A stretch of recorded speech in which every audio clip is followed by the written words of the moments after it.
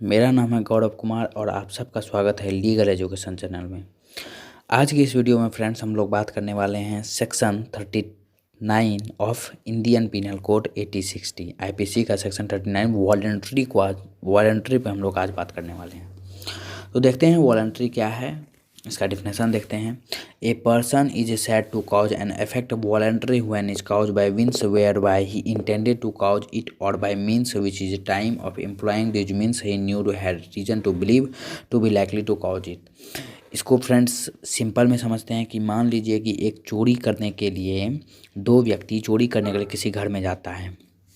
एक क्या करता है कि बगल वाले पड़ोसी के घर में आग लगा देता है ताकि उस घर में जो पर्सन है उसका ध्यान पड़ोसी के घर में चला जाए, और स्वेच्छा से उसका आग लगाने का इंटेंशन ये नहीं था कि वहाँ पे आदमी मर जाए।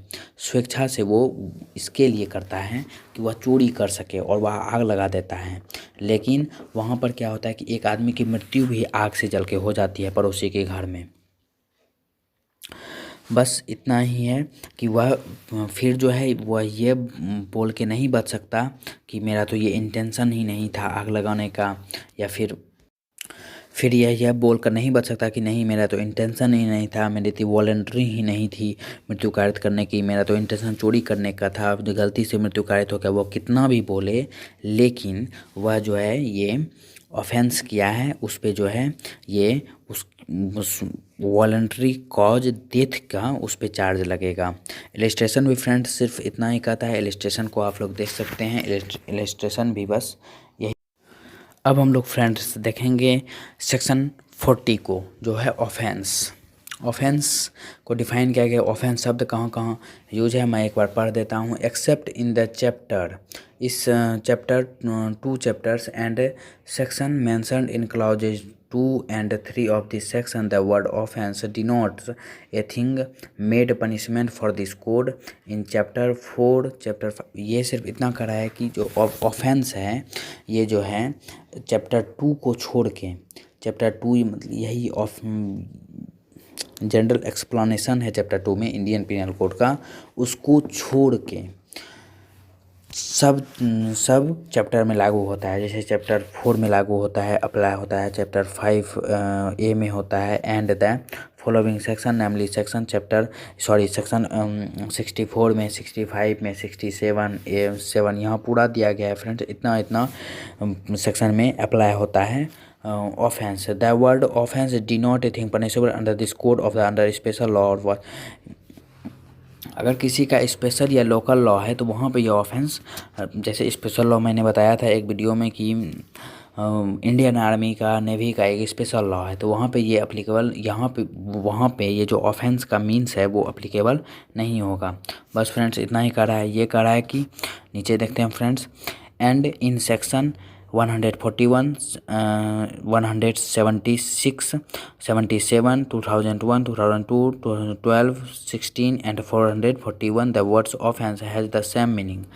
मतलब कह रहा है कि ये सेक्शन में ऑफेंस का सेम मीनिंग है। ऑफेंस का क्या है? इज द सेम मीनिंग है when the thing punishable under this special और लोकल लॉ। और ये जो पनिशेबल होगा कहाँ पे होगा? स्पेशल और लोकल लॉ दोनों पे पनिशेबल होगा। Is under this such law with in imprisonment for a 6 months और अपवार्ड्स। मतलब कि इसके लिए जो है इम्प्रिजमेंट जो वो 6 मंथ्स के हो सकते हैं या अपवार्ड उससे ज़्यादा हो सकती है, वेदर विदाउट फाइन और विदाउट फाइन के साथ। इसमें फ़ाइन नहीं है, विदाउट फाइन के साथ इसमें हो सकती है।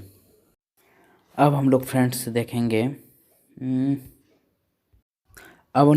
देखेंगे कि सेक्शन 41 क्या कहता है। 40 तक मैंने देख लिया था ऑफेंस तक, अब देखेंगे 41 क्या कहता है। A special law is applicable to particular subject. Special law कहता है कि ये सब तो पढ़ने की चीज़ ये अपने से भी पढ़ सकते हैं। स्पेशल लॉ जो है पार्टिकुलर सब्जेक्ट पर लागू होता है। लोकल लॉ भी जो है law applicable particular part of India, particular part पर होता है। लीगली बाउंड टू शो, इसका मैं लैंग्वेज पढ़ देता हूँ। The word illegal is applicable the everything which is an offense or which is the prohibited by law or which finished ground of civil action and a person is said to legally bound to do whether it is illegal in him to omit। ये भी कहता है कि personally जो law है which is the finished ground of the civil action के लिए है।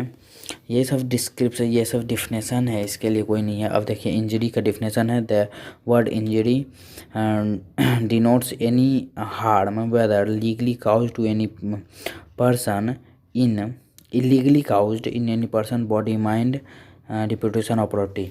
यहाँ पे इलीगल इंजरी का डिफिनेशन दिया हो गया है कि कोई व्यक्ति अगर इलीगल किसी को इंजरी करता है, उसके काउज्ड इंजरी काउज्ड करता है एनी पर्सन, या बॉडी माइंड या फिर उसका प्रॉपर्टी रिप्यूटेशन और प्रॉपर्टी करता है, तो उन्होंने इंजरी का ऑफेंस किया। ये इंजरी का डिफिनेशन है। फिर लाइफ का डिफिनेशन है कि लाइफ क्या है, फिर डेथ का डिफिनेशन, ये सब तो छोटा छोटा डिफिनेशन। एनिमल का डिफिनेशन, एनिमल विजुअल क्या है उसका भी डिफिनेशन है। ईयर मंथ का डिफिनेशन है फ्रेंड्स, ये सब पढ़ने कीजिए। सेक्शन का definition, the word section denotes one of the these portions of a chapter of this code in the, ये भी उसी का डिफिनेशन है फ्रेंड्स। ओथ है, ओथ का डिफिनेशन है।